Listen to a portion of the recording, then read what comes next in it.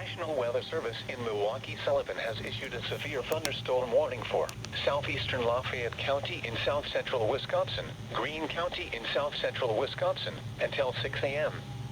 At 5:10 a.m., a severe thunderstorm was located over Winslow, or 12 miles southwest of Monroe, moving northeast at 50 miles per hour. Hazard, quarter-size hail.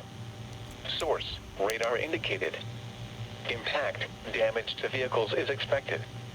Locations impacted include Monroe, Brodhead, Albany, South Wayne, Browntown, Gratiot, Judah, Woodford, and Jordan Center.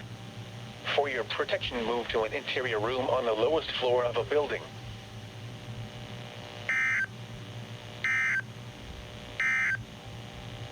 The National Weather Service